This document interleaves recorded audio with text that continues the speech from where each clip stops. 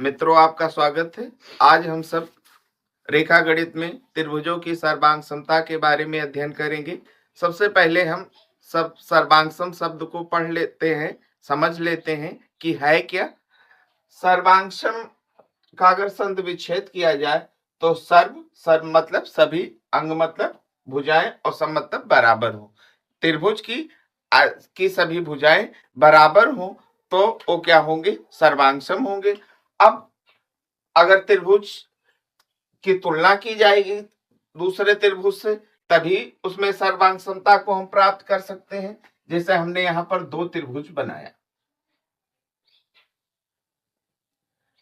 A B C,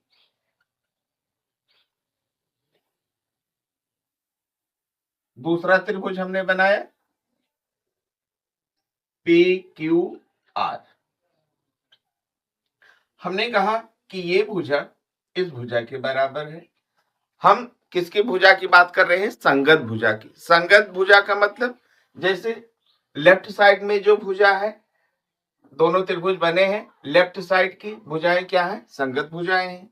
right side की भुजाएं ये भी आपस में संगत भुजाएं हैं। नीचे जो बेस में भुजा है ये इसकी जो है संगत भुजा है। हम कह सकते हैं कि ए बी पी क्यू की संगत भुजा है, ए सी पी आर की संगत भुजा है, बी सी क्यू आर की संगत भुजा है। तो इसके नियम क्या क्या है? त्रिभुज हमारे सर्वांग सम कब होते हैं? सर्वांग समता के पहले नियम में है, ये त्रिभुजों की संगत भुजाएं आपस में बराबर हो तो त्रिभुज भुजा भुजा भुजा, अंग्रेजी में अगर हम लिखेंगे तो यस यस यस मतलब साइड साइड साइड के अनुसार बराबर होते हैं। मतलब अगर हम बराबर लिखें या यहाँ पर लिख दें सर्वांगसम होते हैं। क्या होते हैं? सर्वांगसम होते हैं। अब संगत भुजा की बात हो रही है, दो त्रिभुज बन रहे हैं। कौन सी भुजा किस भुजा की संगत होगी? सबसे पहले हम अपना राइट और लेफ्ट देखते हैं। जैसे हमारा लेफ्ट ये है तो ये भुजा इस भुजा की संगत भुजा होगी।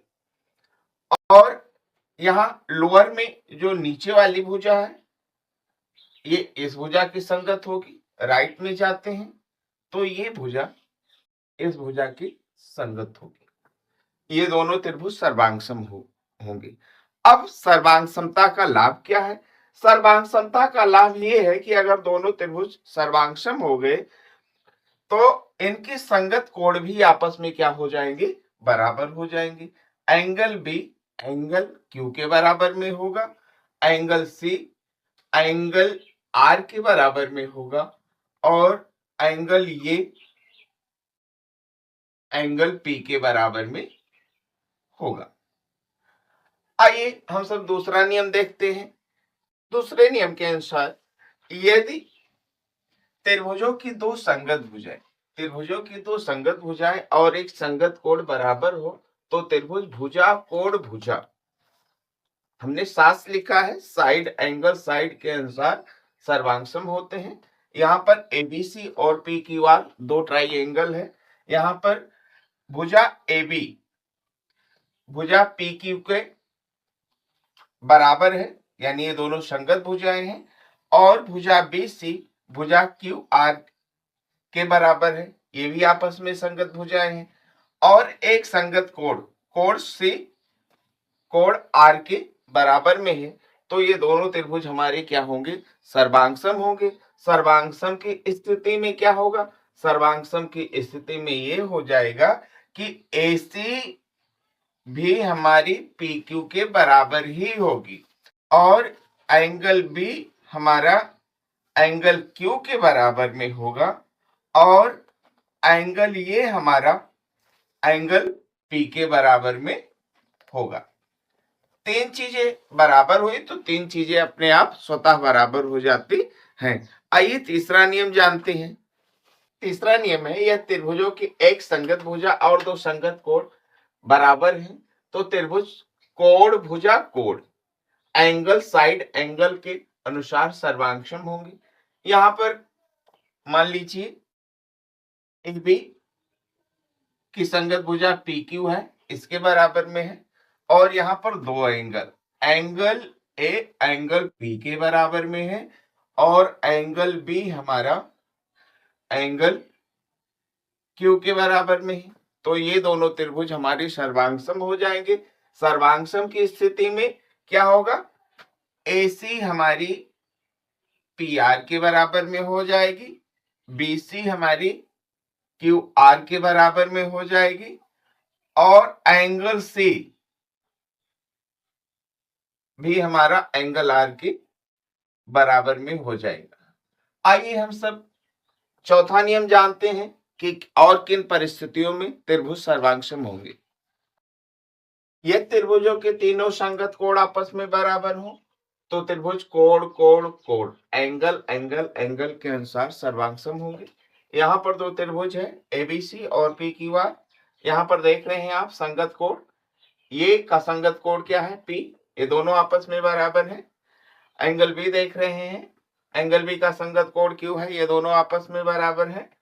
और एंगल C का संगत कोण एंगल R है, ये भी आपस में बराबर है। तो ये दोनों त्रिभुज सर्वांगसम होंगे। जब सर्वांगसम होंगे तो इनकी संगत भुजाएं भी आपस में क्या हो जाएंगी, बराबर हो जाएंगी।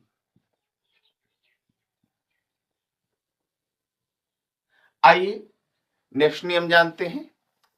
यदि दो त्रिभुज समकोण त्रिभुज है, हमने आपको समकोण त्रिभुज बताया था कि ऐसा त्रिभुज जिसमें एक कोण 90 डिग्री का हो, समकोण त्रिभुज है, और उनका कर्ण और एक संगत भुजा आपस में बराबर हो तो त्रिभुज समकोण कर्ण भुजा RHS के अनुसार सर्वांगसम होंगे।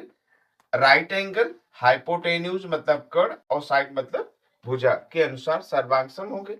यहाँ पर आप देख रहे हो कि ये 90 डिग्री का है, ये 90 डिग्री का है।